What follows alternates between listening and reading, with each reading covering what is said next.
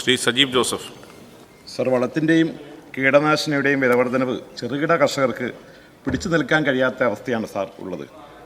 Sir, ഈ ജൈവ കൃഷി പ്രോത്സാഹിപ്പിക്കേണ്ടതായിട്ടും ഉണ്ട്. നമുക്കതിൻ്റെ പ്രത്യേകമായ പദ്ധതി തന്നെ ആവിഷ്കരിക്കേണ്ടതായിട്ടുണ്ട്.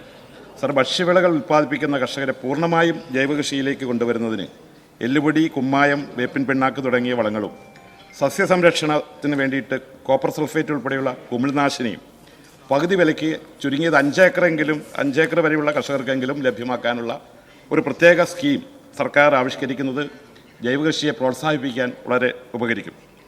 അങ്ങനെ ഒരു പദ്ധതി, ഒരു പ്രത്യേക സ്കീം ആവിഷ്കരിക്കുമ്പോൾ മുൻപ് 2012 അതുപോലെ കർഷകർക്ക് സബ്സിഡിയും ധനസഹായവും കൊടുത്തൊരു പദ്ധതി ഉണ്ടായിരുന്നു.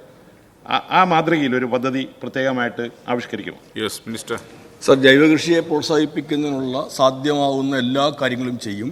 വിഷരഹിതമായ ഭക്ഷണം ഉറപ്പാക്കുക എന്നതിൻ്റെ അടിസ്ഥാനത്തിലാണ് അത്തരമൊരു കാര്യത്തിലേക്ക് ഗവൺമെൻറ് നീങ്ങിയത്.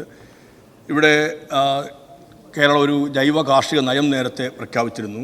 ആ ജൈവ കാർഷിക നയത്തെ തുടർന്ന് നമുക്കിത് നടപ്പിലാക്കുന്ന ഒരു പദ്ധതിയും ഒരു സംവിധാനവും ഉണ്ടാവണം എന്നതിൻ്റെ അടിസ്ഥാനത്തിൽ ഈ സർക്കാർ അധികാരത്തിന് ശേഷം ജൈവ കാർഷിക മിഷന് രൂപം കൊടുത്തു. അതിലൊന്ന് ഇത്തരത്തിലുള്ള ജൈവ ജീവാണു വളങ്ങൾ ഉൽപ്പാദിപ്പിക്കുന്നതിന് പ്രാദേശികമായ സംവിധാനങ്ങൾ ഒരുക്കുക എന്നുള്ളതാണ്.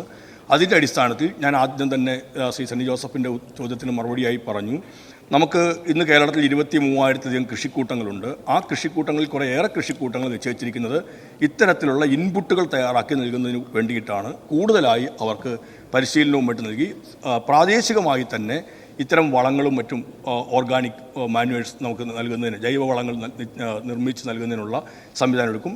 അദ്ദേഹം ഇവിടെ സൂചിപ്പിച്ചതുപോലെ ഗവൺമെൻറ്റിന് ഇതിനുള്ളിൽ നിന്നുകൊണ്ട് ചെയ്യാൻ കഴിയുന്ന കാര്യങ്ങളെ പ്രത്യേകമായി പരിശോധിക്കുന്നതായിരിക്കും. സാധ്യമാകുന്ന എല്ലാ സഹായങ്ങളും അക്കാര്യത്തിൽ ഉറപ്പുവരുത്തുകയും ചെയ്യും.